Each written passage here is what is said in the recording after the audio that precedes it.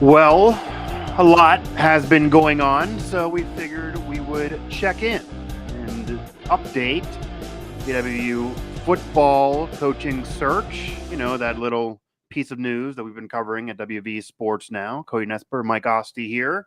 WV Sports Now is the place to find all of that coverage, and this is another edition of Mountaineer Report. You can find this show everywhere you get your podcasts, Apple, Spotify, TuneIn, Google Play, etc., and also right here on YouTube, as you can hit that notification bell and get a notification whenever we pop one of these. We did one live not long ago, actually the night after the Neal Brown news hit, and that one went wild. So we figured we'd try this again. So either, especially if you're listening to this back archive, either this will include some chat and be another live edition of the show, not nearly as long as the last one, though, I promise that, or it'll just be Cody and I. This will be regular edition of Mountaineer Report. Either way, we're going to talk some Neal Brown. We're going to talk some Mountaineer football. We're going to talk the future of the program post Neal Brown and who's going to be the next head coach.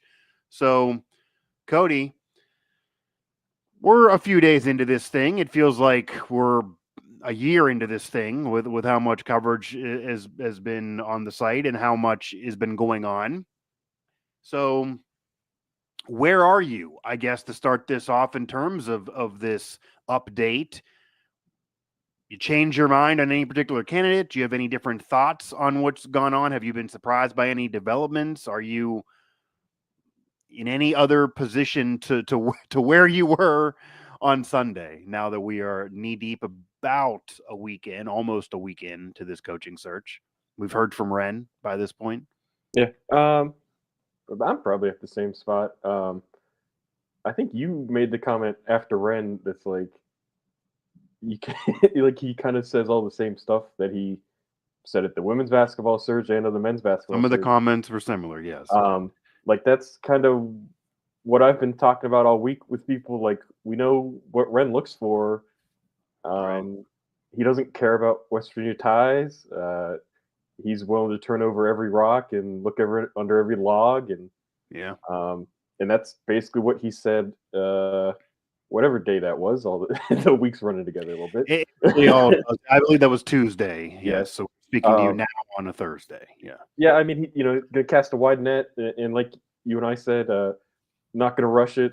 No real reason to rush it right now. Yeah. Yeah. He had the John Wooden quote, which actually I do like. Yeah. That I'm not gonna rush, but I'm in a hurry, but I'm not gonna rush, or something like that. Yeah, I'm in a hurry, but I'm not gonna rush. Like that is Ren Baker in a coaching search to a T. Yeah. And he's not going to rush, and he doesn't really need to rush because he's one of only a few Power 4 jobs that are open. I have a story coming out soon on the site. You could absolutely argue West Virginia is the best of that bunch. And even if you don't think they are, they're very similar to North Carolina, UCF, and certainly ahead of Purdue right now.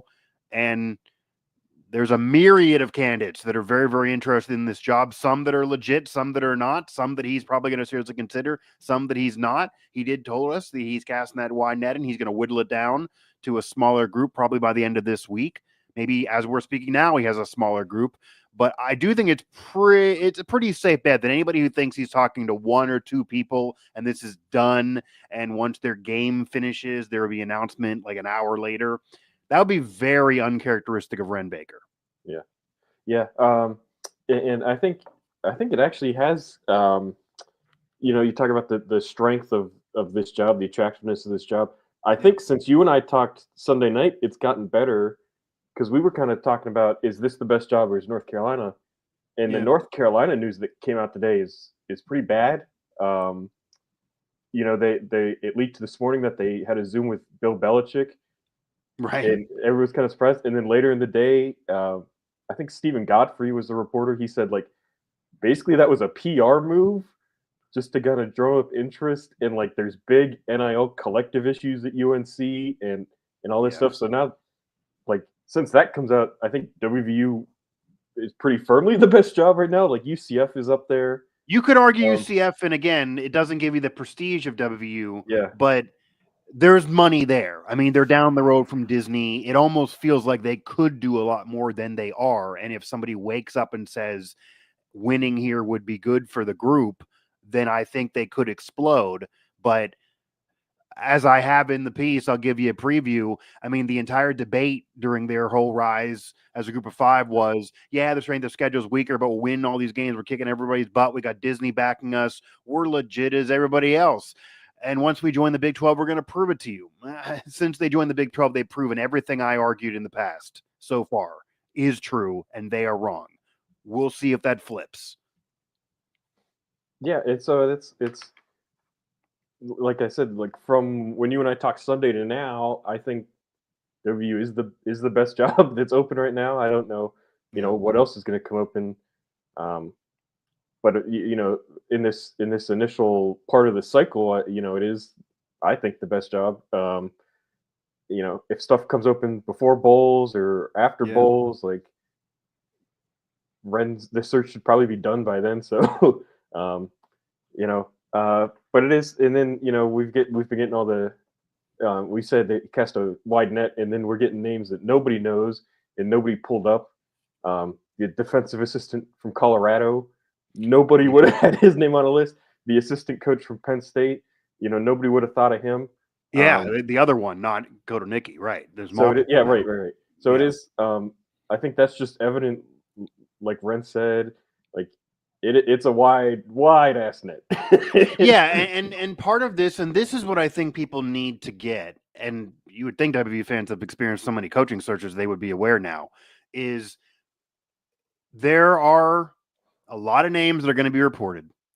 And as I said, there's going to be a lot of names that are out there that Ren's talking to, that people hear from, that can't get fully confirmed, so they're not even going to get reported. But that doesn't mean that Ren's not talking to them. And Ren's also a type of AD that even if he does feel in his heart of hearts, okay, if Rich Rod wants to come, I'll do the Rich Rod thing. Or maybe Ross Dillinger's wrong and he's going to do the Jimbo thing. That doesn't mean he's announcing tomorrow. That doesn't mean he's not going to interview 100 people. Like, he is doing his due diligence no matter what. And I also think that you're always going to hear people come out as either candidates or being interested in the job or maybe being interviewed for the job that, as you're saying, Cody, yeah, Colorado assistant, yeah, he's worked under Jim Harbaugh, Nick Saban, and now Deion Sanders. He's 37 years old. He's not somebody that you're immediately going to want to be the coach. And I get that. And that's why I didn't even want to freak anybody out. I put in the report, like, I don't think this guy's going to get it, but this is just the case. And it could very well be one of two things could be happening.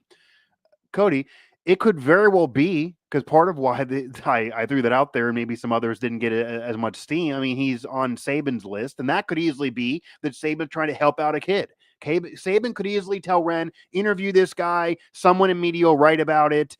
He's a good kid. He's not ready yet. But if you interview him and someone covers it the next cycle or maybe 2-3 cycles from now, he'll already be in this circuit and then he'll have a better chance. That could easily be the case, that Saban could be trying to help out a guy who's not ready yet, but just by getting an interview, it does help things out and it gets your name out there, because I guarantee you that there were people who never heard of this man's name prior to the report. Yeah. So that could be helping him. The other end of it could be Ren Baker is a very modern thinking man, as we keep saying. There is a coach who's vying for a conference title that's younger than that guy. So Ren could be sitting there saying, this man's had tutelage that I don't think anybody in the country has had, even though you haven't heard of him. Maybe he is ready. Maybe he's going to wow me with this binder that Ren says, if you don't have the head coaching experience, you better come in with this thing. Maybe this kid came in with this thing and impressed Ren, and then that was able to be dropped to the media, and sources then came to me with it. Maybe he's already interviewed. I don't know exactly when that's going to occur, but Ren's going to talk to people, even if he goes into the meeting saying, well, this kid's not going to get it, but I want to have this interview. Like, this is, you know what I mean, Cody? Like, this is the time for Ren to fully have some coaching search fun. This is his jam. He likes doing this thing. So, like, it doesn't mean everyone he talks to, he's slam dunk, they're, vying for the College Football Hall of Fame. He's casting that net, man. That goes all the way from a defensive assistant who's been under some legendary coaches to Jimbo or Rich Rod. Like, that's the net. Yeah. And it is, Ren said something really interesting on Tuesday. He said at the beginning of every year, he makes a list of coaches He he did would say that. be It's interested in smart. hiring. It's smart, honestly, when Yeah. you heard him say why. But So yeah, I was thinking maybe he just uses this as an excuse to could be. interview someone like that, and if he's like a guy who he's probably not going to hire this cycle, but maybe he likes the interview and his name goes onto the list. And so if this Yeah. George Hilo is somebody else hires him as a DC, he gets a G5 head coach job, and look, in 5 years, Ren's doing another coaching search. He's like, oh, George Hilo's on my list, and he has the experience now. Yeah. So it is, and it's one of those things. Like I think we're all kind of just dismissing this guy. You know, Sure. he knows what winning programs look like. you know, um, I don't know what his duties at Colorado are, but their defense is a whole lot better than it was last year. Yeah, supposedly from I actually went back. So supposedly Bruce Feldman claims that George works directly under the defensive coordinator. He mostly works with linebackers, which is what he did under Jim Harbaugh, but he is basically viewed there as the young up and coming protege defensively.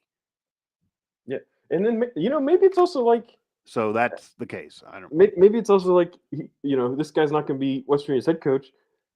Maybe West Virginia's the school that gives him a DC shot. Maybe he's the DC. I Right? mean, the weird part about that is you would figure that whoever they hire would then make that decision. Not like it would be weird if Ren loves George Hilo so much, but is like, well, he's not ready to be a head coach. Rich Rod, we're hiring you. Can you really, throw a bone to George Hilo here and make him your DC because you're an old man and I know it's a nostalgia thing, but I'd rather he's like a new up and coming guy and I want to get him in. So can you throw him on the staff and it can't be a lower level role than he has now? So it got to be DC. I just that would be awkward, I would think. But yeah, like maybe that could. This is modern day football. This is modern day thinking. Ren literally told us this is basically pro sports. You got to be a capologist. Yeah. Like maybe George Hilo, and I don't know this. Maybe George Hilo is a wizard of analytics because Ren did say you got to be a capologist, and I got to tell you. Yeah. Do you think Rich Rod's a capologist? That might be a check against him that George Hilo does have over him.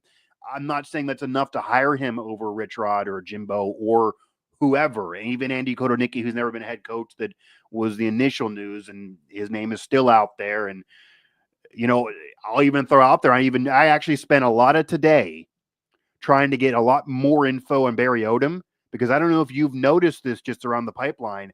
I feel like his name is kind of dying out. Yeah. And I'm not saying he's not getting it. I'm not saying he's a candidate, but I'm not hearing as much about him. And that is weird because he does feel like the group of 5 favorite. He was the first name out there in general, even though that report really wasn't legit because obviously there's no job handed to Barry Odom when we're still in the middle of this coaching search. Yeah. But I'm not hearing like there's no source that's saying like it's going to be Barry Odom. There's no reason to do this. I'm hearing more about even Albin at Ohio. Yeah. Yeah. Barry Odom, I haven't really heard him for the other jobs like Purdue or anything yet. Yeah, right. Right. So I don't. John Summerall, his name has come up a ton today and yesterday. I think he's maybe the favorite for North Carolina. In the chat, Jamie Chadwell too. His name came up big early, but then I think I read he turned down a job or he got passed over for one of the jobs. But yeah, like those are kind of the obvious G5 names that we threw out on Sunday. And as the week has gone on, you either with Odom you haven't heard about him, or with Chadwell, like it was up and down. And then like I said, Summerall seems to be the hot name right now, but so he might be the first guy hired. Yeah, Monken from Army's another guy. Probably since Army's they get the Army Navy game and they gotta. So he's probably busy. Yeah, I mean, Ren. It could be that any of these guys that we're not hearing. I mean, Kotonicki obviously came out that night, so this would be counter to what I'm saying. But Ren did say he was going to respect any of the guys that had games to play, obviously. So it's very likely, and that even includes Rich Rod. It's very likely that those interviews would happen later in the cycle, or maybe they already happened, but he's not wanting them fully reported because that would be disrespectful to his current team. Like as you know, Ren is a guy that I do not think he wants to disrespect the current team these guys are on.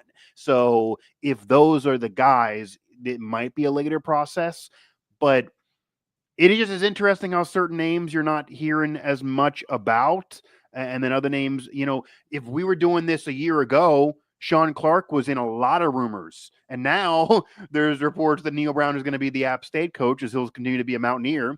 And Sean's out of work. But does that even make sense? Like, first of all, perception-wise, you don't be flip-flopping coaches in that respect. Like, that'd just be odd. Yeah. And he also kind of had now a tenure that went in the negative direction. So you figure he's eliminated, but he fits the mold of everyone else we're talking about now. And would Ren be somebody that would just cross somebody off for the sole purpose of, I don't want to flip-flop with Neal Brown? Like, is that a mature thing to cross him off? I don't know. Like, we're going to see. I do want to go some of this chat though, because we have a lot of chat action here. I'm going to give you an overlying question here, and I'm noticing this to be a theme of the chat, a theme of the world, a theme of the fan base, a theme of social media in particular.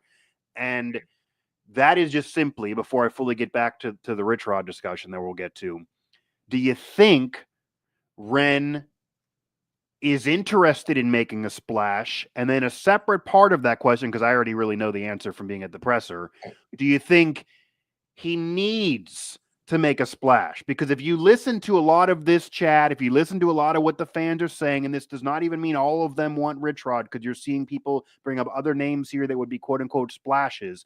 There are a lot of W fans saying you just cannot do the Neal Brown thing. You cannot do an up-and-comer again. If you do, we're not going to have the patience that Ren would want. We need a splash now because Indiana, Iowa State, these other programs that are lesser than us, they quickly turn it around. They're quickly in a national prominence. We should do the same off of everything Ren is saying if we're a top 30 program, and that's true, and we're getting full rev share, which would increase from 12 all the way to top 3 financially in the conference. If all of that's true, it got to be a splash. Do you agree? Do you think it has to be a splash? And do you think Ren cares about it being a splash? Yeah. No, Ren, he doesn't. He definitely does not. We heard him say that. Like, maybe my favorite line from his presser was, he said, "I don't care about winning the press release. I don't care about winning the introductory press conference." 100% does not care. Like, who's like Tim Albin from Ohio? Like, he's an older guy. That's a sprinkle. That's not even a splash. That's nothing. He's an older guy. Nobody knows him because it's a MAC guy. Yeah. If he got hired and he won 8 games his first year, hey, guess what? That's a splash. Everybody's excited. Yeah, winning would be a splash, 100%. So, and somebody just mentioned donors in the chat. It's kind of the same thing. Barry Odom, right? Like, people don't seem to be excited about Barry Odom. If he comes here and he wins 8 games right away, the donors would get on board. Like, that doesn't. So I agree with what you're saying, but I do want to bring up what Sean just put there. Sean Murray, I do not think Ren cares, but his donors might care. This, and again, I don't want to fully make this about Rich Rod yet. We're going to definitely hit a whole segment on Rich Rod on this show, but that is the argument for Rich Rod and or Jimbo. That is the argument for a splash. And I agree that if they win 8-9 games, everyone's going to be happy instantly. Look at Mark Kellogg. He was kind of an unknown to Pat. I'm sure Pat McAfee did not know who Mark Kellogg was prior to that search. And then once he starts winning, he's talking women's basketball WVU on the Pat McAfee show, which he never would otherwise. Yeah. Once Darren DeVries starts winning, they're fine with Darren DeVries. I don't know if McAfee or Ken Kendrick knew that much about Darren DeVries at Drake prior to getting hired when you had John Beilein out there. It's a similar comparison. But there are people, and these are some people in the know that are saying that people like McAfee, people like Ken Kendrick, who's maybe even more important than McAfee. I do think he's more important than McAfee. People like other donors who are literally donating money, and if you're donating money, you're then going to be a voice that Ren will hear. He made that very clear. Even McAfee, because of all the free publicity they get media-wise, that if they would tell Ren, we need you to win the press conference or we're going to not donate as much. Do you think he would listen to that? Would that piss him off? He's not going to want to be adversarial with them. Yeah. But if the donation is different, depending on whether it's a splash or not, does that factor in before we even get to the opportunity for that guy to win? That is how it could influence this search right now, and why I think some are saying it got to be a splash, because if it's not a splash, the fan base, the Country Road Trust initiative, separate from even the big money guys with Ken Kendrick and McAfee, like the fans are needing to donate. They need to donate too. What if they don't because it's Tim Albin? Like, does that affect things? So I don't, and I forget. I was trying to look real quick if I had the exact quote, but Ren did say something along the lines of when he said he needs to talk to McAfee and he needs to talk to donors like that. He also said like no matter what, you're not going to make everybody happy. Never. Right. So I think that is another thing of like, that's kind of like trying to make every big donor happy is another dead end. That's for every Ken Kendrick that wants Rich Rod back, there's X amount that don't, right? And it's for every, big donor that wants a big splash and a name they know, so it's all a balancing act of, like you don't go out and probably hire George Hilo, who nobody in the world knows. Right. That would be bad. Yeah, you would not win the presser there, 100%. But you can't just hire in like and I don't want to misquote Ren, so I'll say like I'll paraphrase. Like you can't make everybody happy no matter what you do. So like that's the I don't know, dog chasing its own tail. And no, the new coach was not selected over a month ago. Come on. Yeah, I mean, you want to believe everything you see on social media, you can, but it's every year what you see on social media has been proven to be wrong. I mean, Aubrey Burke shouldn't even be on the team if you listened to social media a year ago. Yeah. So no, there's no way Ren Baker is handing someone a job in the middle of a season and not doing a coaching search. Yeah. Like this is his favorite activity. But regardless, there's definitely not a coach already selected from a month ago. Even if now that's the case with Ren, like maybe he has someone now, definitely wasn't a month ago for sure. And then it is kind of weird. There hasn't been a lot of NFL guys being brought up. Like Arthur Smith got brought up from North Carolina right away, and he really he did. Yeah, Steelers OC. Denied that. But someone today brought up to me John Gruden because he went on Barstool and said he wants to coach college. And obviously he has the Barstool deal now. Yeah. I mean, I don't see Ren doing that, but like that would be an off the board thing. He is still young enough. I don't think WVU and Ren would, but I could absolutely see a college program thinking, okay, John, if you're serious, like you, because that's a type of hire like Dion was, even though he did work his way up Jackson State and HBCU route, that could immediately boost. You get on national TV and recruits come. Like those are the two things that would persuade somebody to say, okay, either you're only an NFL guy, you don't really fit here, but if you're going to get recruits and money, we'll consider you. That's the whole Belichick UNC thing before we later found out kind of was a smokescreen. Or maybe someone who has no experience or not enough experience, like an Anthony Beck, 2 years in spring football, not NFL, not major college, not even group of 5 college in which you're the guy doing it. Maybe Ren would consider someone like that if he thinks he's getting Rocco back, for example, and you get multiple years of that high-level QB. You also steal from another team. Clearly, if that happens, Iowa State's pretty much toast. Like maybe Ren is a little salivating over that opportunity, and maybe then who knows? I mean, again, I don't think that's a sexy hire either, but we've seen programs go off the board. For sure. I mean, when Dion was first dangling out there, everyone thought the Florida teams. Everyone thought UCF then. People obviously thought Florida State with that connection, him being a Florida State legend. Colorado eventually emerged, but Colorado was 1-11. They hadn't been on the national scene in decades. And then they kind of thought and did what I'm thinking now and was like, that's exposure we haven't had since the 90s. Let's do it. Yeah. It is something to keep in mind is like, a college head coach job is a lot different than it used to be. Yeah. Like, I think a lot of NFL guys aren't getting brought up anymore because it's like, the NFL is not a bad job now, It's less stress. College has more stress. Yeah. Like, if you're Arthur Smith, why would you want to go be a head coach where you have to deal with NIL and collectives and you have to recruit 24/7, 365? Right, like, and a lot of college coaches talk about it. Like, it's a lot of stuff now. It's a lot different. That's part of the reason why Saban retired. And so that's like somebody brought up Cliff Kingsbury. It's like, yeah, I saw that. Yeah, he makes a lot of money. It's not as stressful as being a college head coach. It's not as much work outside of football. I mean, obviously, there's a lot of being a NFL coach is a lot of work. You have to want to be a head coach versus not. Like that has to be the thing, because we've seen the reverse where like a Chip Kelly was a head coach and decided, nah, I'd rather be a coordinator at a great program and do less of the stressful things. And we've seen other coaches fly to the NFL and be assistants who maybe were on a trajectory to be head coaches in college because they don't want to deal with things like that. We've seen Jay Wright. Ren talks about everything we're saying. Ren said this. He's like, Jay Wright, like these guys he's talked to, he even said that he thinks Saban would still be coaching without these current rules because it was too stressful for him. So, yeah, it's a different world. This is a completely different animal than even when Neal Brown was hired. And obviously Ren didn't hire Brown. Yeah. This is a completely different world than even 6 years ago. It was a closer comparison to say, okay, this is what you did when you hired Rich Rod with that regime. This is what now you'll do when you're hiring Dana, for example, who was replacing Bill Stewart. That was a closer era of football. This is a different world. This is a different world. That almost seems like it was 80 years ago in terms of what you're doing now and what you're hiring. It does.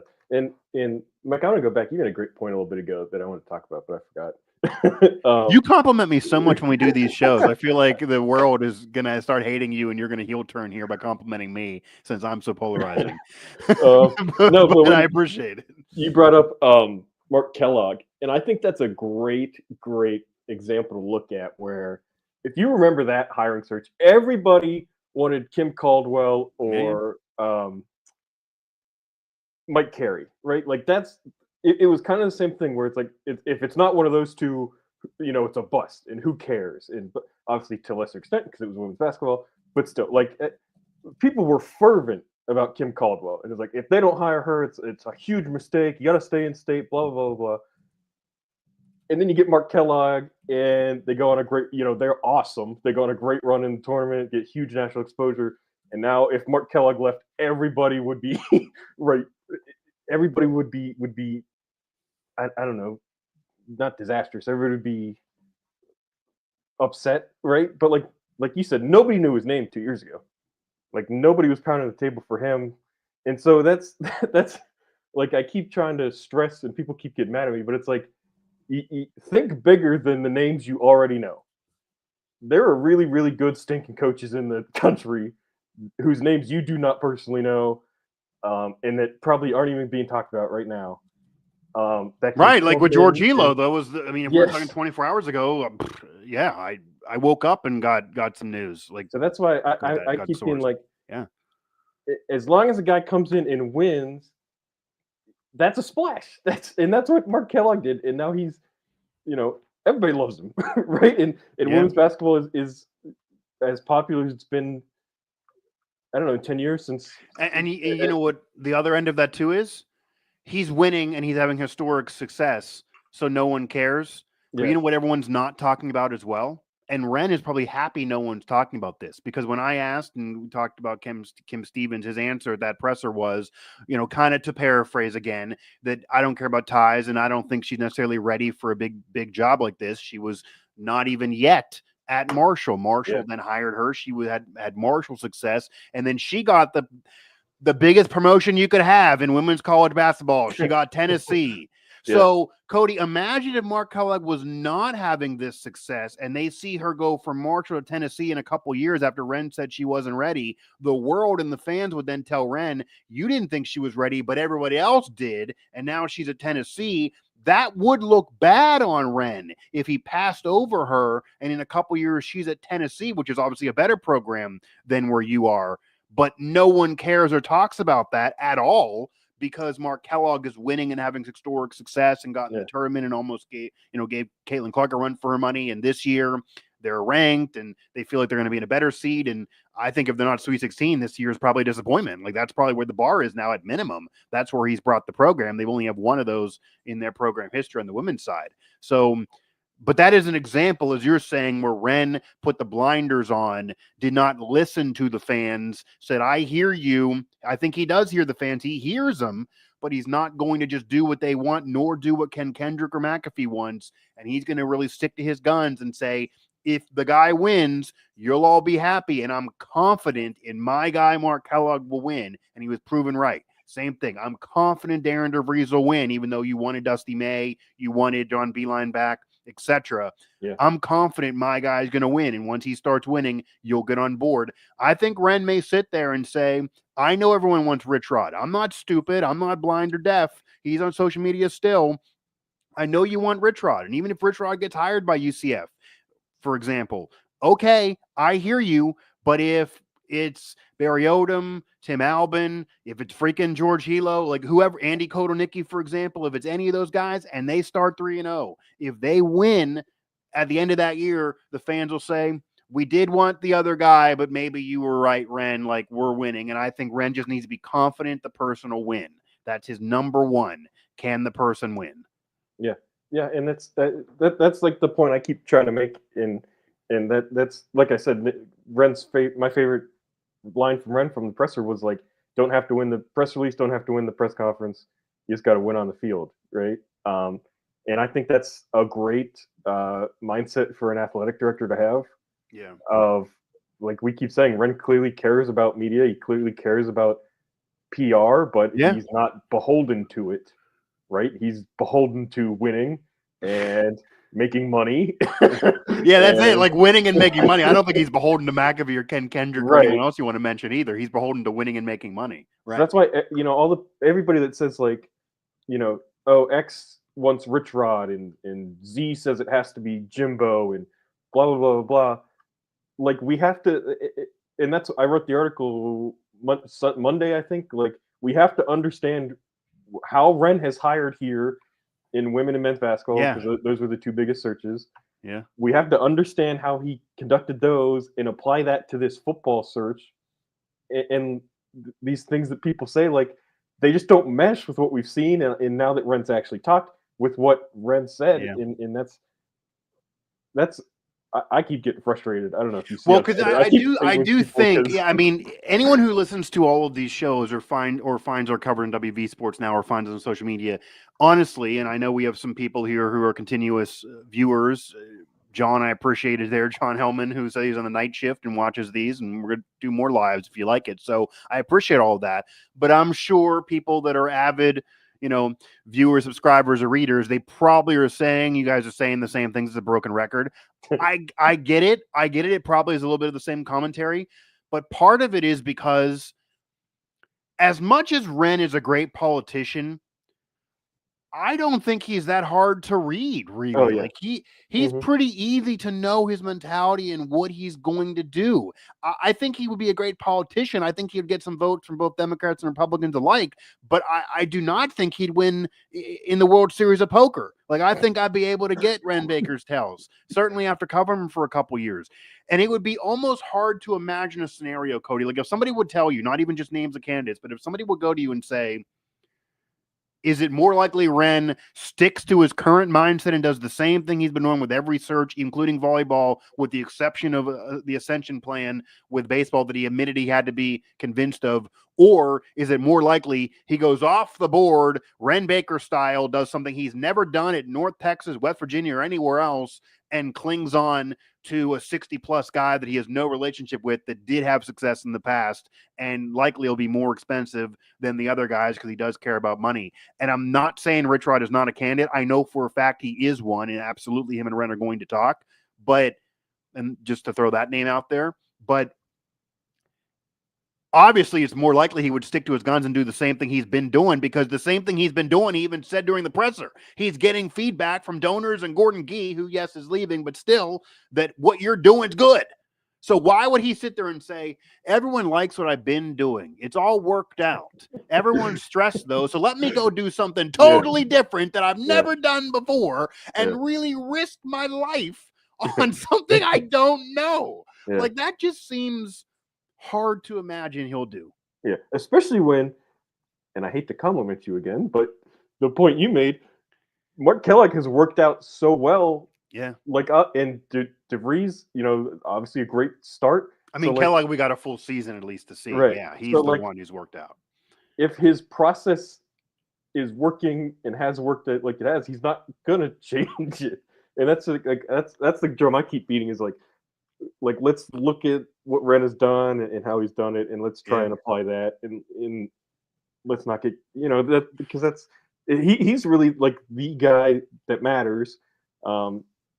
and so let's try and understand him. Yeah, Cody Nespor, Mike Asti here, Mountaineer Report. This is a live edition of the show. I wasn't sure how this was going to go. Thought maybe it was just the night of the Neal Brown news.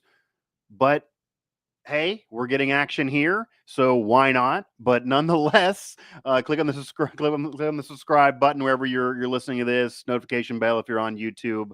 And we are talking WVU football, the coaching search, trying to get inside Ren Baker's mind and get the pulse of the current situation right now.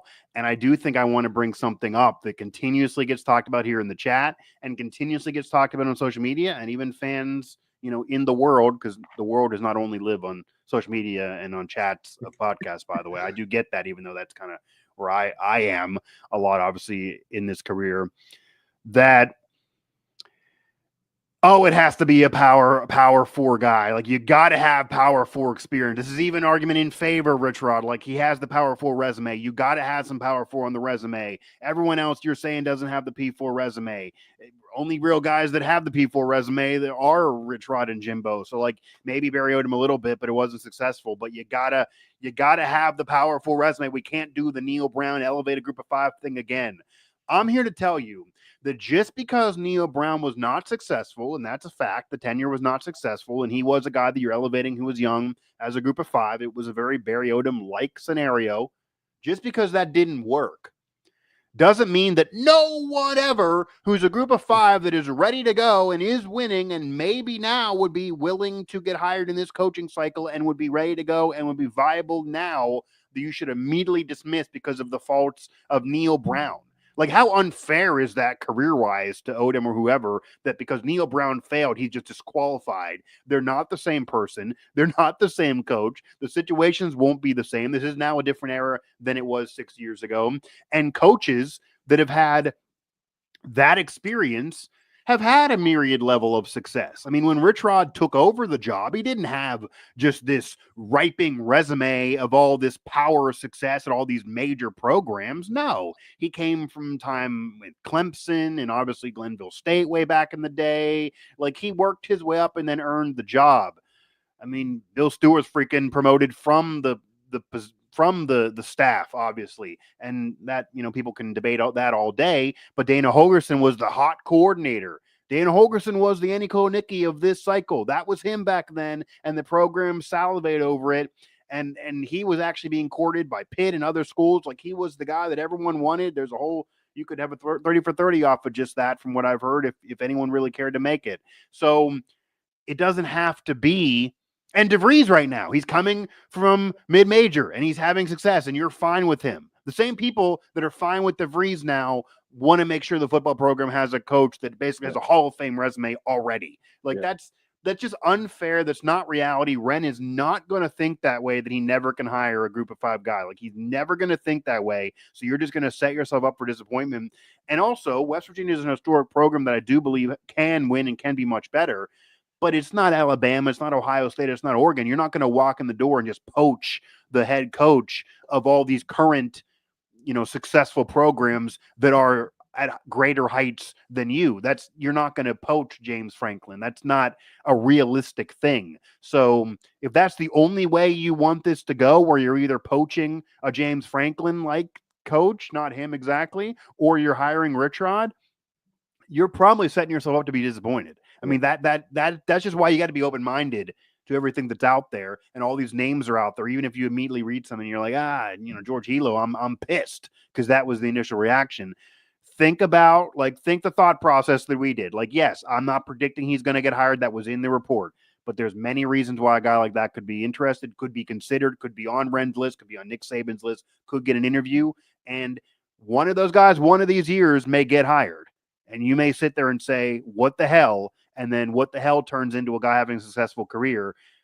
A lot of coaches having success today started out as somebody's George Hilo, who then eventually got hired and it was able to be successful. Like that, it just, to dismiss those guys immediately just because Neal Brown didn't have success when he was in his early 40s or late 30s at the time of getting hired.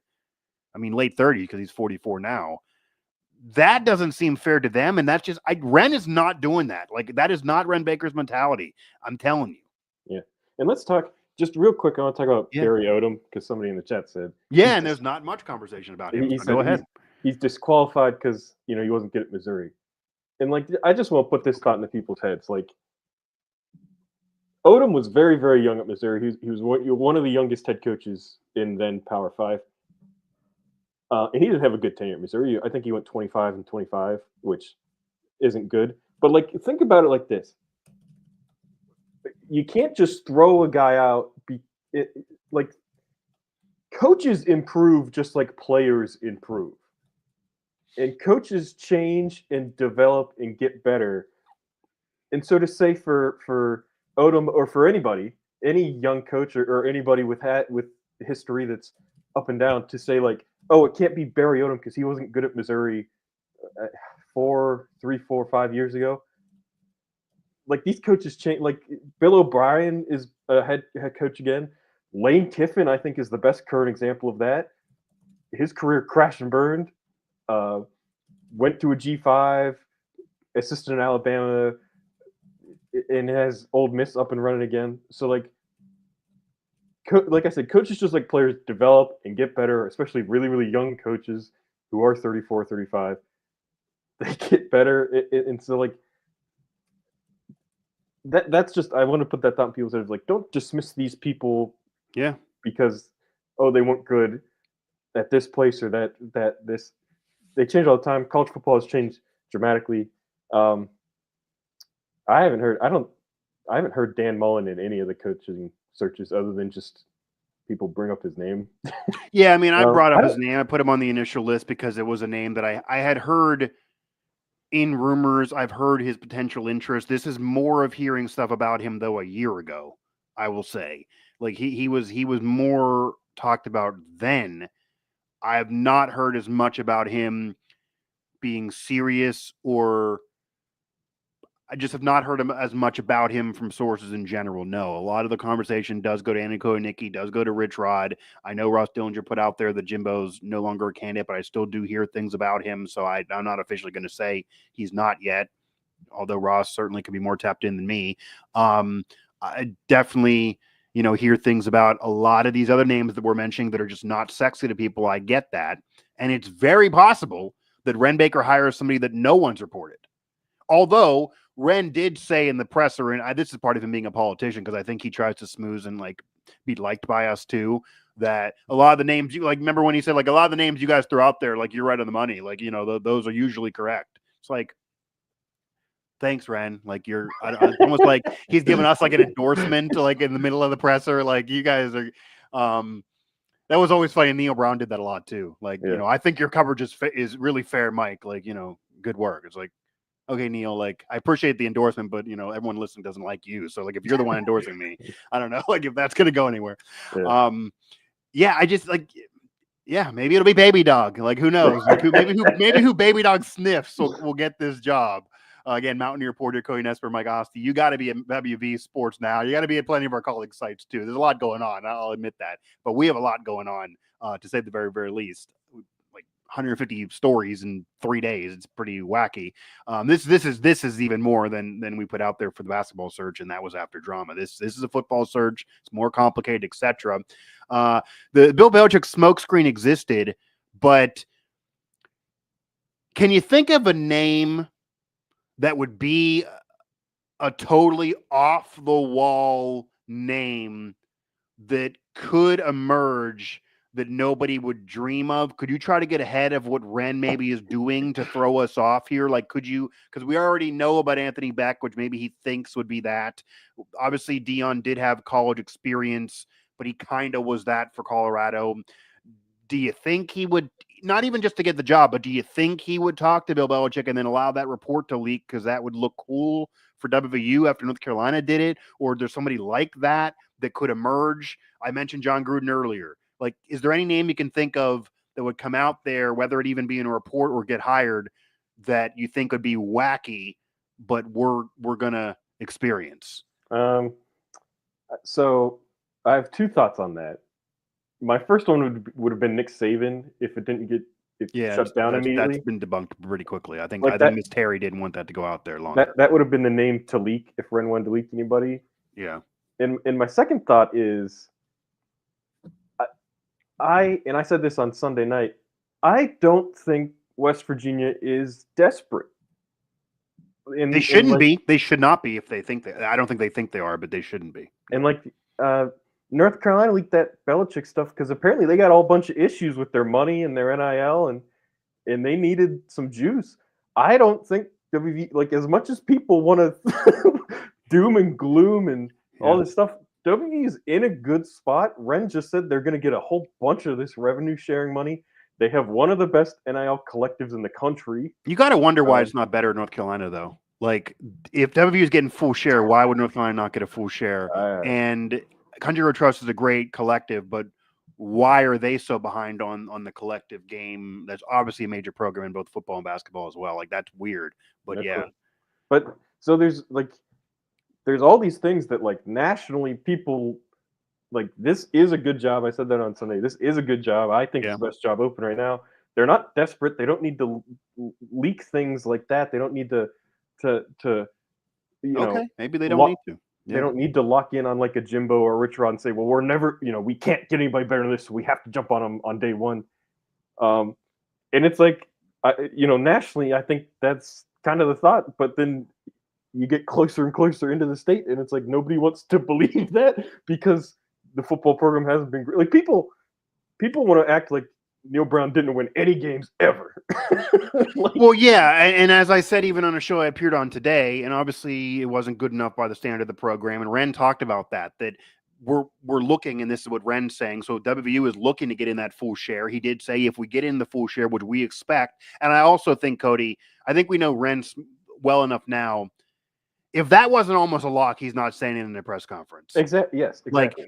Like if he believes they're getting this full share, he did say that we would move from 12th financially in the conference to top third, which would then meet where the fans' expectations have been. But to defend Neal Brown, which is what he wants to do because he likes Neal, but is true that in the last 6 years, the program's been number 12 or I guess number 10 when it was less than 16 teams or whatever that would correlate to. And the expectations were to still be in the top third, and that's hard to do. But he's expecting to be there moving forward. So again, I guess if you're Neal Brown to listen to that, you're probably looking at Robert Morris and being in the top third and thinking, man, like what the hell? Yeah. But so if all of that is true, and I do think there's something to be said again that he brought up about McAfee and about the national exposure and about national TV. And if you're a TV network, what team would you rather put on your station? UCF, Purdue, North Carolina, or West Virginia? There's more Mountaineer fans in football than any of those programs, win or lose. The crowd's likely going to have more people in it, win or lose, if you want to worry about your camera shot. McAfee's not going to talk about any of these other schools. He's only going to talk about one on his station that gets more ratings than any other. There's a lot of alums that are very prominent. Like, yeah, even if they don't get into this top third and they're bad financially, you could argue that it makes more sense in terms of getting that national TV exposure. So I think UCF's a great job. I think they're a sleeping giant. I think UNC should be a better job than it is, and Purdue is just a dumpster fire right now in the Big Ten. They're never really going to contend there. But I think West Virginia is certainly a good job that has a lot to sell. I don't think Ren thinks he's desperate. And everything, I don't want people to think also that anyone's naive. Everything is not hunky-dory. Everything's not hunky-dory. There is a financial problem there. The school finances are different than the athletic department, but the athletic department did go in the red many, many times. But a lot of the departments go in the red. Like 90% of most athletic departments in the country at major levels are in the red. So I don't think any of the problems people think are just, people act like the problems at WVU are unique to just WVU. Yeah. Like there's a lot of, again, Pitt has very similar NIL and financial problems, and they are in a major top 25 city, whereas West Virginia is in a poor state. And their NIL and their finances are no better, to the point they fired an AD in the midst of a year. They thought they were undefeated, and they're firing an AD. Like, so it's not unique to just WVU. Does that mean they're going to go ahead and win the Big 12? Does that mean that they're rolling in cash? Does that mean they can outbid teams? Does that mean the finances are straight? No. But it means you're just looking at comparing yourself to UCF, North Carolina, and Purdue. And in that comparison block is not that bad. And I think Ren can win a sales pitch if he's sitting there. Because I know for a fact Koternick is a WVU candidate. I've heard from North Carolina people that he's a North Carolina candidate. I think if Ren wants Koternick, he can win a sales pitch and saying WVU is a better job than that one. Yeah. If that's what he's deciding between. Yeah. I was going to say in the chat, Dave Wonstad is an awesome name to throw out. Good for you, Jay. that might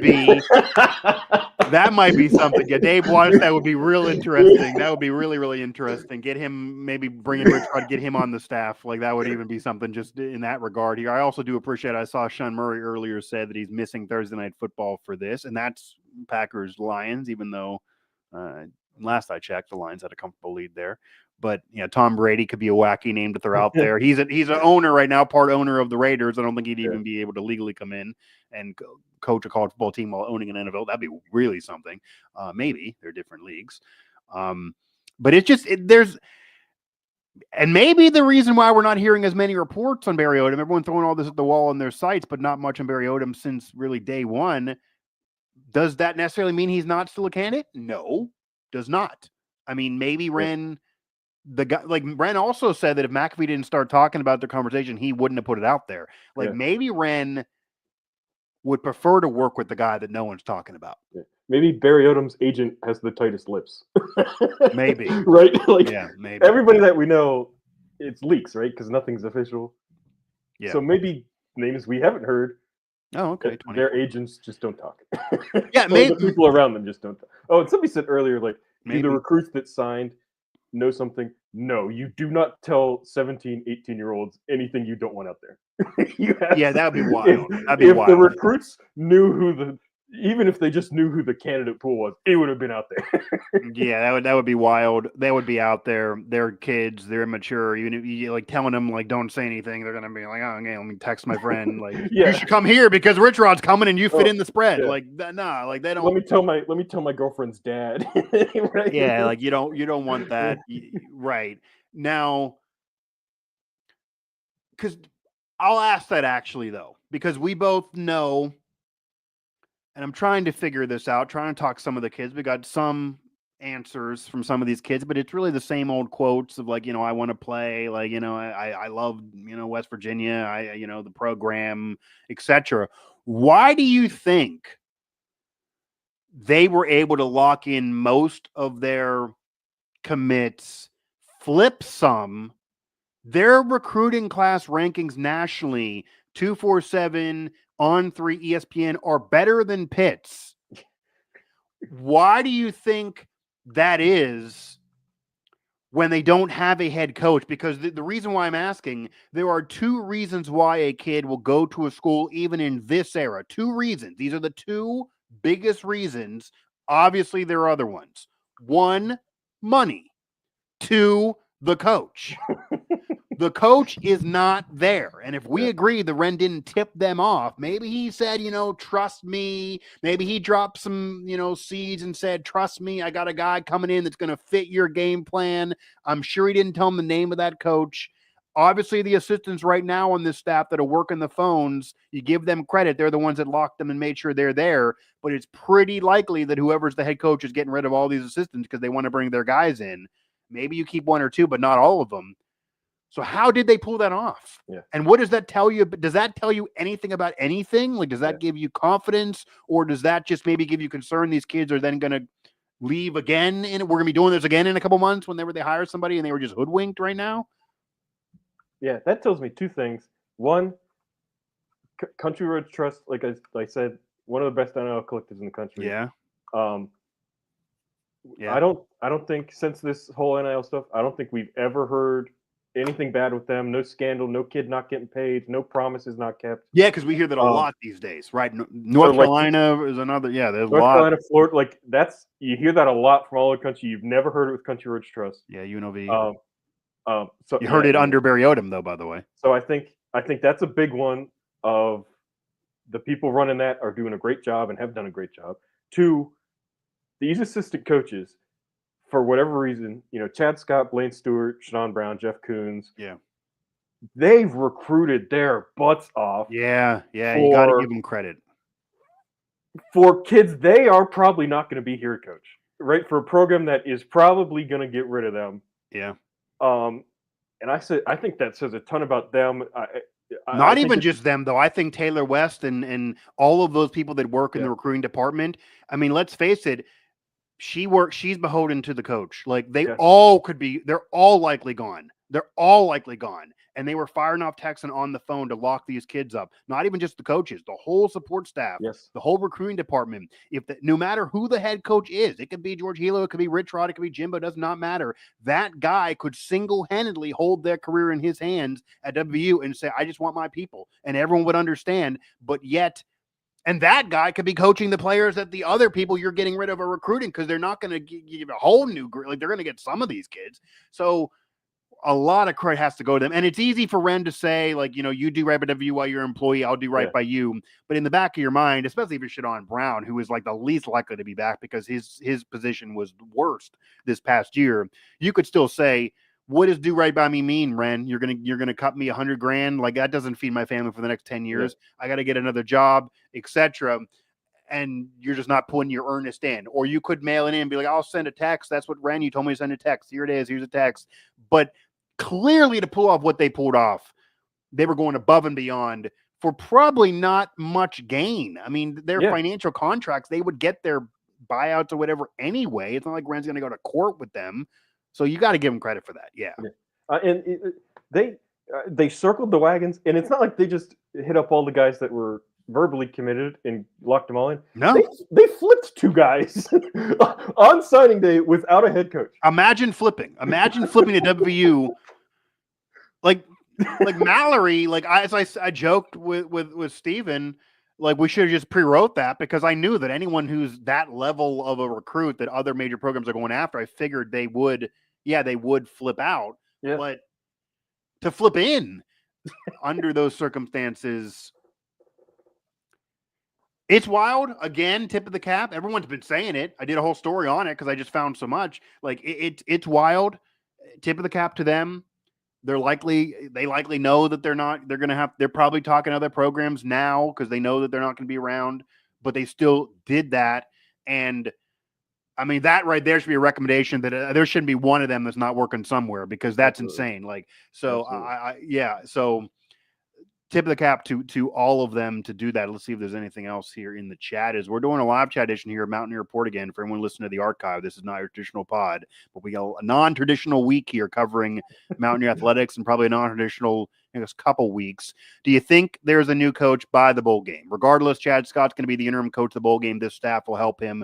It'll be part of still doing right by them. Ren even literally answered Herzl's question that the whole staff is going to be there the rest of the whole month. They're going into 2025 with them. And then the new year, obviously you have a new coach, you probably then part ways, but that means the bowl game is not changing even if you have a coach before that. But do you think that we watch that bowl game with knowing the next coach? I think that would be a good like deadline to shoot for, not for Ren, for fans. Okay. Because it's because they're so early in the cycle, because there's no huge competition right now. Like they're not going to have to wait for dominoes to fall, right? Like I think WVU could be the first domino. Okay. I don't think this stretch. Like if you think they're the best program, though, you could sit and wait if you're playing poker. You don't have to be the first domino if you think you're the best program. Well, if you're the best job right now, go out and get who you want. Like as soon as you find your guy, just nab him. That's true. Yeah. And so, like, if this extends all the way to Christmas, I would be extremely surprised. Like if I mean that's 10 days beyond the bowl game. The bowl game, what's at the 17th? And Ren did say like he wanted an early bowl game, which is why he didn't get a great matchup. They got a crap bowl game, but I think Ren probably was on the phone like, give me the worst bowl game imaginable. We want it over by the 20th. We want to play in the 41st bowl, but we don't give a damn about it. And then let's power through the next era. I imagine he didn't want to have a Duke's Mayo Bowl scenario where the whole fan base is going down there. You're December 27th. He didn't want that, I'm sure. So they got what they wanted, even though it's not intriguing. That's still, though, more. I mean, that's almost 2 weeks from now. That sounds like that is close, but like when you look at the calendar, like that is still another. We're on the 5th now. I mean, that's a while from now still. Yeah, but that's just that's the kind of feeling I get.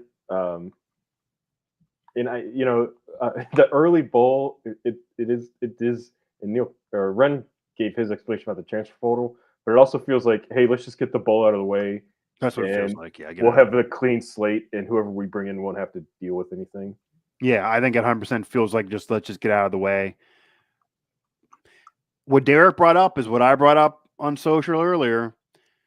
The problem is everyone's so amped up about Rich or Jimbo that they're going to be disappointed when it's someone else. And I think that's a true thing.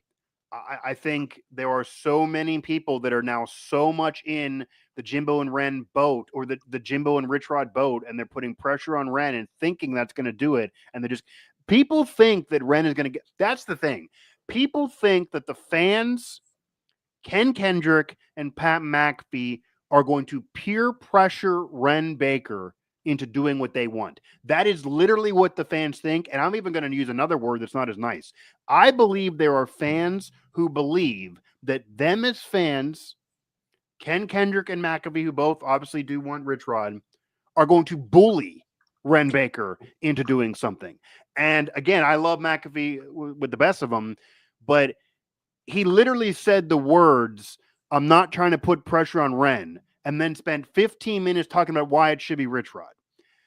If he's really not trying to mess with Ren, he wouldn't do that. I think that they are trying to bully Ren, but I don't think Ren's going to get bullied. I think Ken Kendrick, McAfee, and the fans are underestimating Ren. I do. And I think he's proven to do not underestimate him because he won't do what you want, but he will still be good with every other search. Yeah. So I just find it hard to believe that he's going to capitulate to what everyone wants in this search, which is the most important one. And I was on Alex Wiederspill's radio show. I was on his show, and he made the comment that Ren Baker is making a decision right now that will affect his career in life forever. Mm-hmm. And the weirdest part about that is there aren't many of us in the world that are going to ever make a decision that impactful about the career in life, especially not at that age. He's in his 40s. He's still a young man. It is so important that he's not going to be bullied. He's not going to be knee-jerk when you know the magnitude of it. And he admitted this is more important than a basketball search. This is it for the program. Even if they get full rev share and all these other the basketball team, they get full rev share. Say DeVries in the Final Four and you got full rev share announcement and Kellogg's winning you a national title in women's basketball and the soccer's clicking and baseball's clicking and volleyball's clicking, but you swing and miss with this football coach, doesn't matter. Doesn't matter. And again, ask Pitt. They have a volleyball program that's likely going to win a national championship right now. And the facility they built for their Olympic sports eventually got their athletic director fired because one of those teams exceeded the value of what that was, and no donor gave a damn. The donors did not donate. They wanted a certain amount of money donated, and yes, they're going to fund it because, they just have to, but they wanted it ideally funded by donors. And donors said, great, we want them to win a national title in volleyball. We're giving you no money to do it. We're putting money into football to go 7-5. Yep. And that's just how it is. That's college sports. So you got to have football win, period. And let's, maybe this can be the last thing we talk about, Mike. You brought up Taylor in the chat, which assistants get retained. That's kind of tricky because the assistants who are the best that people would want back are the ones that other people are going to want to hire too. They're going to have better options, so probably, yeah. Chad Scott's going to be a red hot name for assistants. What he did here with running backs, both developing guys and retaining guys. Do you think as an OC, though, what does he do with quarterbacks? If I'm going to be a critic of him, he's a great guy. He is a running back guy, but I feel like he's a bit of oddly cast as an OC. When we ask him about quarterbacks, he pivots to talk about the running game again. It's like, no, I think I think he's an OC if the head coach is a Neal guy who calls the own offense. True. Okay. If he was the running backs coach at Georgia next year, would anybody be surprised? No. And would that be a better job than being an offensive coordinator at WVU? Probably, maybe, depending on the money. If you're him, you're not the head coach. So, Chad Scott's going to be red hot. Blaine Stewart, with the way he's recruited in his 2 years as a college coach. Yeah. Jeff Koons, he's I going to be a think big name. I think if Brown was retained, he would have considered making Jeff Koons the DC. Like, I think Jeff Koons is going to be a hot DC. He's now done it twice with Cincinnati, and now I think he's great in a presser. He really is comfortable doing it. And the one you didn't get to, I think Bilal Marshall is going to really be plucked by somebody. Yes. He's on that top 30, under 30 every year. The only reason he was off of this year, I believe he turned 30. Like, he is a hot commodity out there. He's really popular. He's a great recruiter. He's a former player. He's a great wide receivers coach.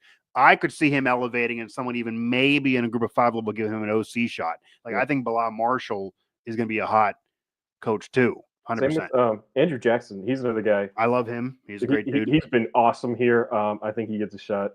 That like Vic Cabral, didn't really see him enough. He's new, but he's a great guy. I've talked. I haven't seen him enough doing the job. Although I obviously am at practice, but it's harder to observe what he's exactly doing with the linebackers. But he's a really nice dude. I've talked to him a bunch. He comes. I mean, some of these guys are Neal disciples, so that's why the fans are turned off by them. But that's common. Like, the thing that I don't think people understand is you're turned off by the staff because they're Neal disciples, even though maybe there's other positive attributes that we're talking about, recruiting or whatever else. The new coach comes in, whether it be Barry Odom, Rich Rod, Jimbo, whoever, Andy Kotonicki, then their staff's going to be Kotonicki disciples or Odom disciples. And if they lose year one, you're going to hate their disciples. But guess who they're going to – if Barry Odom loses in year one and has to fire his defensive coordinator and his disciple, guess what he's going to do when he replaces that guy? Go back to his phone book and say, who else do I know, like, can bail me out of this? He's not going to do the thing that everyone wants. Like, I have no idea who the hell these people are. Let me just close my eyes and, like, somebody else, like, come aboard. Yeah. Like, everyone wants their guys that they know and they're comfortable with. Yeah. And one other thing, like, it seems like Neal's going to get a head coach job. Right, like we've talked, maybe he'll be a coordinator. It seems like he's going to get a head coach job. He's turning down jobs. He clearly has options. If Neal gets the App State job, you think he's not going to call up his boys and bring them along? Especially, he might be able. He might, obviously, there's less money there. It's a group of 5 level, but he could sell it to them. I mean, you think Matt Moore isn't going to go to App State with Neal? You think You think Chad Scott wouldn't go to App State just to stay with Neal, even if he's going to be a really hot assistant? Like, I could see AJ doing the same thing. They're comfortable. They know they have security, even though at least with this coach, they were able to ride it out with Neal for 6 years in some cases. And like the thing, like Neal is loyal to a fault. Like, I think you could argue that loyalty, maybe with the defensive coaches. 100%. He vocally said he pounded the table to keep the entire defensive staff, and then he ended up getting here and he's firing Jordan Leslie. I wouldn't be shocked if Jordan Leslie's on that App State staff. He's going to save Jordan Leslie's life. Would maybe shock me. maybe because it's personal stuff going on. Yeah. You know what I mean. And assistants, they love a head coach who's going to be loyal to them. They love a head coach that, hey, the defense was terrible in 2022. Neal didn't fire me. Neal didn't clean house. Neal didn't throw us under the bus. They all love him. All the coaches love him. All the players love him. That's why there were so many fans that were surprised. Like, why is this reaction so pro Neal after he got fired? We all wanted him fired 3 years ago. I get you did, but nobody hates him as a man. So, like, that's just not what the reaction's going to be. Yeah. And no one wanted it to come to this in terms of players, coaches, support staff, but it eventually did. But yeah, like, Neal's going to be fine. And honestly, with the way the college football format is now, the college football playoff format is now, he may be sitting there thinking it might be easier to damn win and get in at an App State than worrying about the stress of West Virginia. And like, they're not firing him if they win 8 games instead of 9 or 10. Like, that bar is not nearly as high. So it might be a better spot for him for sure. A lot less pressure. He's not going to get talked about on ESPN. I'll tell you that, unless they're playing a game. Maybe he'll get talked about in the middle of it there. And it is kind of weird that he'll be a Mountaineer still. I'm going to watch that presser when that's an intro, if he is hired there or wherever. But it does appear there's smoke now at App State. And I do think that's a better job than Charlotte. So, like, if that's, maybe he was turning that down because he felt like there are other better ones there, but it's not like, people also thought all this past year that Neal was just going to get screwed, going to sit out. No one ever hire him in again. He's the worst coach in the country. That's not true, obviously. Mm-hmm. So he's going to be fine. If you're Neal, you could even get convinced with a lot of money coming in that maybe I would maybe even, I don't know, sit out the whole process and see if you get something even better than App State eventually. I don't know. Maybe App State's the best you can do right now. App State seems like a decent job with Yeah. good resources and a decent like Charlotte. I think is a tough sell. Yeah. And the fact that he passed on that, I tweeted this today. The fact that he passed on that, I think, shows he's got better stuff lined up. Pretty quickly. I mean, that was like 24 hours after the rumor that they wanted him. He was passing. Like he's got stuff lined up, App State or different. But I think it is telling also that he was apparently could have had the Charlotte job if he wanted it. Like that's why I said I think he's gonna be a head coach next year. And it seems like nobody's even really thinking that hard about it. The G5 programs are, at least in this kind of part of the country, want him. No, they're not worried. Like okay, like you had some bad times at West Virginia, like you were great at Troy, and like their standard obviously is lower, but he's the UMass thing was never clearly going to happen. Like the people were throwing it out there because he's an alum, they need a guy, and like Neal can't get any other job, he'll just take way less money to go there. Clearly not the case. Clearly he has way better options than UMass.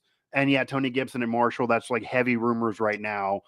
That also out of Charles Huff, then Southern Miss, that's heavy rumors right now. It's so funny, Mike. You and I talked about how weird Huff is on Sunday.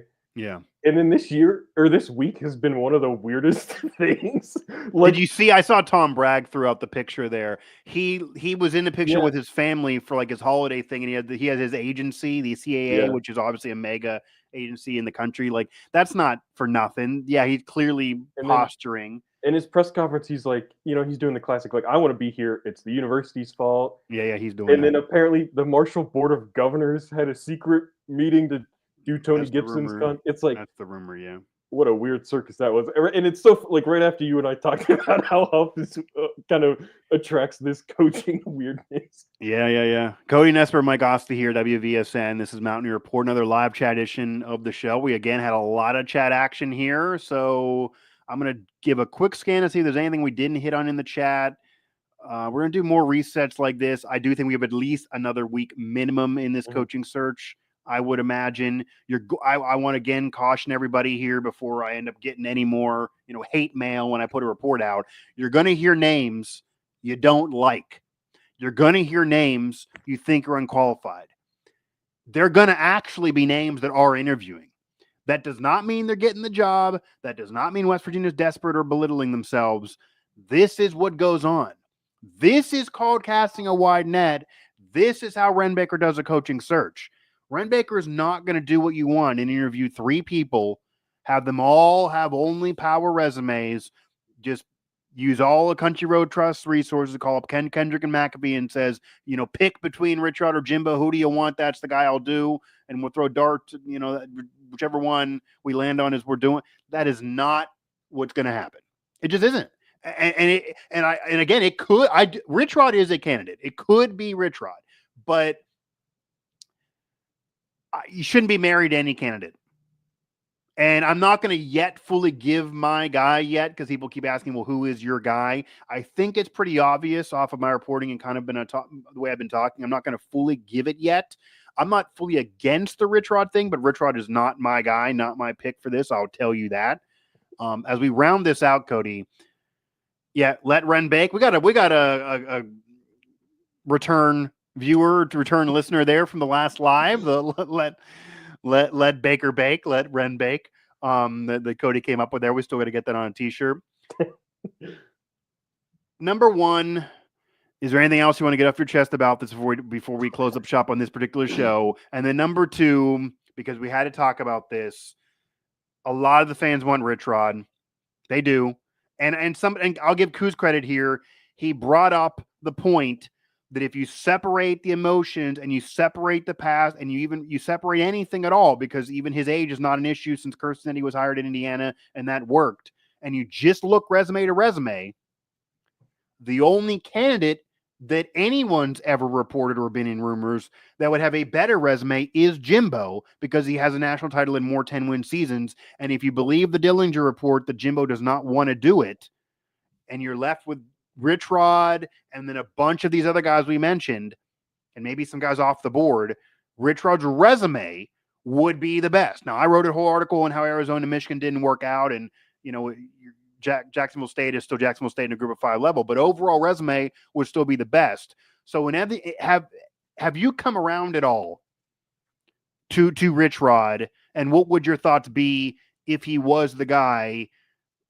Taking into account what even Kuz brought up, that Rich Rod is so polarizing, but if you just look at resume, he would actually have the best resume now. Yeah, I just think it's. I have a hard time willingly hiring guys with baggage. I'm going to answer this, by the way. I know Ren and Jimbo have talked. I cannot confirm they've interviewed him, but I'm going to assume that that's happened. I'm assuming also that if you're getting national reports that he's out of there, that was early in the process, and maybe he told Ren no, and maybe Ren leaked that. That's very possible, because I know that was an early conversation. But go ahead. Yeah, I just think anytime you hire a guy with baggage, and you got to defend or stuff like that's a hard sell for me. Obviously, I don't make decisions like this. Ren signed up to have a hard job. So are you meaning that you would have to, at WVU, you'd have to defend people that say, I am pissed because of what happened 15 years ago. I now am, like, you would have to send, you think your PR statement would have to be a little different, like we're looking to heal old wounds and all that BS, rather than just say we're excited about this hire? Well, certainly you would have to. Like, yeah. Could you imagine if he hired Rich Rod and made no mention of that stuff? I guess, yeah. So like, and the thing that just came to my mind was when Pitt hired Kevin Stallings. That's one of the worst hire in Pitt history. I just remember. I remember I watched that press conference, and I forget who their AD was at the time. He's obviously not there now. Like the whole. I believe that was Peterson at the time, but yeah, go ahead. The whole press conference was like not excited because Stallings had just gotten fired by Vanderbilt. Right. In the whole press conference, there was no excitement. There was like, it was defensive, and so I think that is just a AD's worst nightmare to have something like that. And at least that would be my worst nightmare. And so that's why, like, I don't think it would be Rich Rod. I don't like Rich Rod for the hire. If it was just resume without baggage, though, what if you didn't have 13-9? Like, what if it was just resume? That's kind of what Kuz is bringing up, that if you're just looking resume and you're giving me boxes of, you want to have proven winner, a guy who gets the culture, a guy that can recruit, a guy that would fit the fabric of the people, a guy that wouldn't worry about people coming up to him at the gas station all over the place, a guy that would be known by the current players still, a guy that, could turn it around, that can build a program, has proven different things, a guy that maybe would win a press conference, even though Ren doesn't care about that. All these boxes, Rich Rod would check those boxes to play devil's advocate. He's probably the only coach that would check all those boxes. All the other coaches we mentioned, there's one of those boxes they don't check. Now, Rich Rod would also check the one with baggage that you're bringing up. But if you take the baggage away and take the emotions of 13-9 and then his departure and all of that, would that change things for you, or is the baggage your main issue? So, like, I don't. My response to that would be is, why doesn't Rich Rod get brought up for other jobs?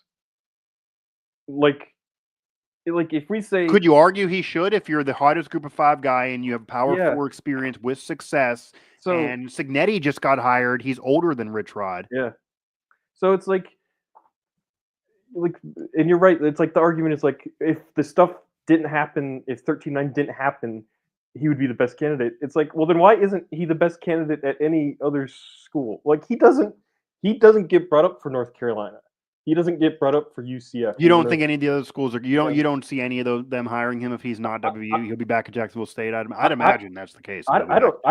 It just his name doesn't get brought up. Yeah. Other than here, so it's that's where I'm. Neither does Jimbo, though. To be fair, Jimbo has a ring, and nobody else brings Jimbo up. And that's why the Texas A&M stain. And that's why I'm so cool on those two, because it's like. And I get the argument about Rich Rod's resume. I absolutely get it. I even get a Jimbo argument. I mean, and he's younger than Rich Rod. If I'm another school, I mean, I could wonder, like, why is there something we don't even know? Like, why, if you're another school, if you're UCF, or now you're in the Big 12, or if you're North Carolina, why wouldn't you call Jimbo and be like, you won national title, man. The Texas A&M thing didn't work out. Don't you want to fix your legacy? You're not even 60 yet. Yeah. Like, why is no one else thinking of these guys? That is something to wonder. Like, why? Why is it just WVU or Jimbo is done and Rich Rod can't get out of Group of 5? Like, why is that reality? Yeah. And Mike, you said something on Sunday. You were like, I think you made a joke about Mac Brown. Yeah, I made a joke. Yeah, I mean that wouldn't. Yeah, it's like obviously like Mac Brown's not brought up for this job, right? Or any job. I mean, right. So it's kind of having these conversations that we have. That's why they fired him. Like, you're here, but that's it. Like, we're moving on. It's like he has a national championship. He I believe had a guy win the Heisman. He did. So it's young, and obviously Mac Brown is much older than all the rest of these guys. But that that's just the example that I can pull right now. But it's like that's and when Ren talks about we got to hire the very best guy. The very best guy. If it was Rich Rod, North Carolina would be talking about him. UCF would be talking about him. Purdue would be talking about him. And it's not. And do you see this in the chat? And I don't want to have the show go too much longer, but somebody just brought up, I think we need more job openings before Rich Rod is in play for other job due to the way things ended in Arizona, which is not even West Virginia baggage. So my question to this person in the chat would be, why does the Arizona baggage that you're saying every other program in the country, including worse ones, would want to wait on him for make it irrelevant to West Virginia? Like some of that baggage is worse than losing a game and then leaving a program. I mean, there's scandalous things that he was accused of there. I mean, why is that not a concern? And I will tell you, I do not believe, and Ren is smarter than me, obviously. I do not believe that when Ren Baker said his only non-negotiable is man of integrity, some people took that as he was trying to send a shot that I'm eliminating Rich Rod. I mean, maybe you do. I do not believe that's what he was doing. I think that's really reading into things. But if he's true to his word, does that eliminate Rich Rod? Because it's not just about leaving. And like, I don't know. Maybe he wouldn't get into that mess again at 60 some years old. Doesn't seem like a Ren Baker hire, even though it makes sense for West Virginia. I got to be honest. Doesn't seem like Ren Baker and him would work together. It doesn't seem like a Ren Baker hire if you take away the emotions of him being a great fit at WVU and the resume. Yeah. I didn't see that as a veiled shot at Rich Rod. I just saw that as something Ren says. And somebody in the chat said, wouldn't you have questions to answer if you hire an unproven G5 coach?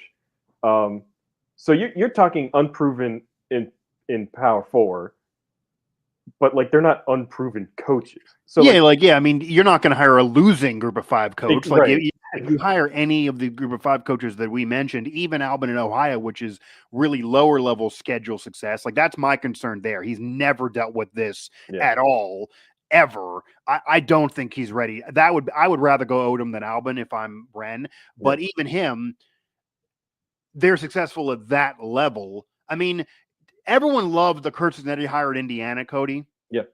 Indiana has 3 bowl wins in 150 years of football. Yeah. They were desperate for anybody of note. It wasn't like they had the picket litter. That is a worse job than West Virginia in every cycle. And yes, they hit a home run with Kurt Cincinnati, but they did not know hiring him that it was a guaranteed power success. Like his success was building up an FCS to be FBS and having a few years as a solid competitive team at FBS and having, kind of a breakout year. It wasn't like he was coming out of there with success in the SEC and all these conference titles. You know what I mean? Like they got lucky, but that easily could have been a bad move. Yeah. So Sean, let's thought experiment, Sean. You're saying if they hired John Summerall, right? Like he's a G5 kid. Okay. You think that press conference would be a dud? Like with the success he had at Troy and the success he had at Tulane, like you think that would be a dud? Nobody would like that press conference. Or Monken at Army. Somebody said, why does Monken get brought up? Because it's freaking hard to win at Army, and he's won at Army.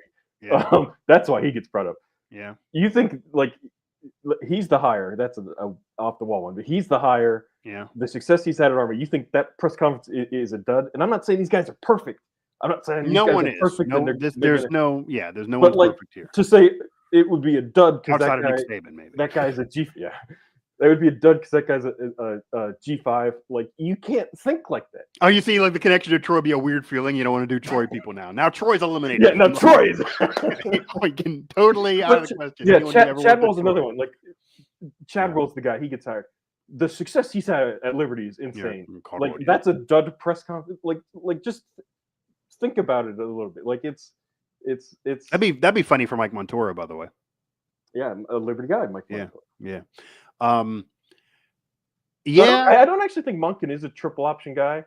I think, Army's obviously you have to do it at Army.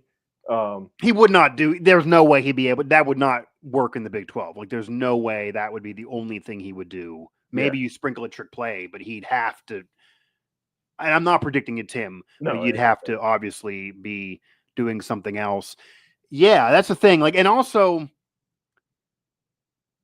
Ren Baker was an unknown guy when they were doing the athletic director search. He came out of North Texas. Originally was a basketball lifer who was like a grad assistant. I mean, his whole story could be a movie by itself. And I mean, just a Disney feel-good movie, not even about sports. And then you get here, and there were other people that people brought up. Pat White was throwing out names. He got the Bill Stewart hire. He didn't get this one. And then Ren was the guy, and it was a great hire. He's done a lot with a really bad situation, but he totally fit once you read that resume. I mean, I'm not going to pretend that I knew about Ren Baker before the hire. You read into it, who is this guy for real? You talk to some people that covered him there. Okay, he checks all these boxes. It makes total sense why he was the guy. So there could be that. There could be the Ren Baker as the head coach, where you aren't really aware of him. You aren't hearing about him until maybe the final days, and you're not really knowing him. He's not going to be the flashy, sexy guy. And I do believe Ren Baker is more concerned. That's the theme here. He's more concerned with winning games for years to come than winning the press conference. And I do believe that Ren is not BSing us. I'll tell you this too, Cody. Ren even alluded to this a little bit when talking about, like, I'm not going to talk about his contract because I have contracts, and when my contract was getting figured out because this school could, call me. I was listening to that and I'm thinking, like, man, you're basically talking about Missouri. Like, it almost seems like you're outward on Front Street saying that you were trying to get poached, which everyone reported that they were trying to get him when they need an AD and he decided to stay. I do not believe Ren Baker would be at a school. And we'll kind of close with this thought maybe and see what you think here. I do not believe Ren Baker would be at any school he did not think he had a chance to win at a high level. I do not think he would still be there. I think he would take a job like Missouri, give a big essay and say, love the people at West Virginia, but you're screwed financially. I'm going to go here and do this because it's better for me and my family. Sorry about it.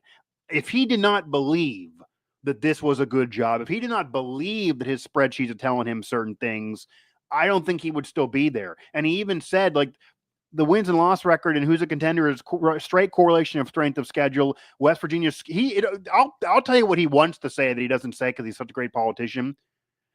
Neal was right. The schedule was dumb. They're too damn hard. We don't need to have schedules this hard. When Nalen and Rich Rod won, including Rich Rod, the schedules were freaking easier. We need to have a schedule like everybody freaking else and playing these stacked rivals because you're mad about being in the Big 12. It's not where it's at. But I don't believe Rich Rod would be doing this if he didn't think there was a ceiling of success at WVU. I think he would be gone. I think another school would want him. I just do not think he'd be sitting there just doing some charity service saying, I feel bad for the people, but we can't win here, so I'm going to stick around and try to fix it. I don't think so. I think Ren legitimately wants to win a national title in one of these sports. I mean, it sounds crazy. I think he does, and I think he believes it can happen. Yeah, and I don't think, Ren seems to have his fingers in everything, right? Like, it's not like he's ignoring any of, nobody cares because it's volleyball. He made the best volleyball hire in the country last year. Like, a top 5 coach in the country, he poached from her alma mater, right? Like, they're building a new baseball facility right outside the field. The soccer team's been in the top 5 each of the last 2 years. Like, women's basketball is maybe the hottest program on campus. Like, I don't think an AD, like you said, that doesn't believe in the school is doing all those things. Like, an AD that has one foot out the door doesn't care about all these things. He doesn't have to go on all these trips too. Like, he's going to everyone's games. Like, he's never at home, basically. A lot of ADs don't travel, even certainly to minor games. So that's like I totally agree with you about Ren. Everything you said, it's obvious, and you keep saying it. Ren doesn't BS us, right? Like he just and at times he's too honest. Yeah, Like I think if you hear, he like, I just think he was. says what he thinks. I think he was literally talking about the Missouri situation. I Yeah. think he was telling us somebody was trying to, maybe it wasn't Missouri, but I think he was dropping the seeds. Like there was another school that wanted me and I chose to stay here and we reworked my contract. That's kind of what he was saying. Cause he was talking about reworking Neal's last year and you got to, do it in market value. And he was making the joke, like, I got a contract. We got to get market value with me because another school could try to take me. And then I got to listen to the best job. And you're sitting there saying, Ren, like the report said, this literally went down like 6 months ago. Like you're confirming it basically. But I think, Ren is probably so smart. He probably was sitting there thinking to himself, I'm giving him this confirmation without actually saying it literally. Like, I think he has some fun with this. I think he's having a ball. I think he loves the presser. He loves the search. He's going to love the intro. And, I think he's going to have some fun. And this is the guy he's married with and he's connected with. And I think he wants to really have that relationship be sound because even look at Ren and Neal, they were trying to develop that. I mean, Ren, like I think he's going to, with Rich Rod or Jimbo, like you guys want to do this, you want to come back to school. Do you want to be in a hotel and eat McDonald's with me, a bunch of nights a week? Cause I'm traveling these games. You're my best friend. We're together. Like he's all in this. I don't think this is going to be like what they dealt with before. So maybe he would rather do a Kotelnicki or a George Elo or whatever because that guy would be a better relationship to him. I don't know. Maybe he thinks George Elo could be the next Arizona State young up and comer. I don't know. We'll see what the next day brings us in terms of news in this coaching search because there's a lot more that's going to happen. I appreciate everybody that's here again. Once again, viewers and chatters went berserk. I'm assuming it's because of this search because we don't normally go live, but maybe we're going to do a lot more of these if this keeps on working. You can find this everywhere you get your podcast. And once again, I'm going to apologize for the archive podcast listeners. Not traditional pod here, not traditional Mountaineer Report, as we will still try to give you some of those shows, maybe dive into each particular candidate and give their own ball of wax. But the chat just keeps on churning. So why not? But that'll do it for this edition of the show. That'll do it for this live edition here of Mountaineer Report. As we had to talk the search and had to give an update to it. And I think the consensus is, get comfortable. Get comfortable because there's more to come. And I also think you can sleep fine this weekend. You don't need to check your phone at 2 a.m. There's not an announcement going down this weekend. I would be quite shocked if there was one, but maybe there would. Cause like Cody's saying, if you believe you're the top job, why wait? But I think we got at least another week into this. And I think you're going to hear things you don't like. You're then going to hear things you do like. And the advice I keep on giving, I know Cody gave it too. Don't get married to any of these candidates, man. If it's Rich Rod, I can tell and say why that makes sense. And I think there got to be a lot of mending offenses and some people are going to be mad, but I could see why he would do it. If it's Jimbo, I could see it. If it's Kotelnicki, I could see it. I can see Ren's mindset for any of these hires, and I'm not going to just go walk in hating it. I'll give them all open minds, but you got to be that way too. I'm a little nervous for whoever the hell this is, unless it's Rich Rod, that they're immediately going to have a decent section of the fan base already mad. And that was just the Neal Brown era. And I don't think the new guys, like, that's going to make a coach want to get the hell out of here if they're having success. Like, so if you just let it play. And I do know for a fact from people that Darren DeVries was not thrilled about the reaction to him after one loss in the backyard brawl, and it's all fixed now. But like, the greatest fan base in the world can also be the ugliest. Let's not push a coach out the door because he's like, what the hell's going on with these people here? But that'll do it for this. Again, thanks everybody in the chat, and make sure to like and subscribe Mountaineer Report and hit up all our coverage at WV Sports Now.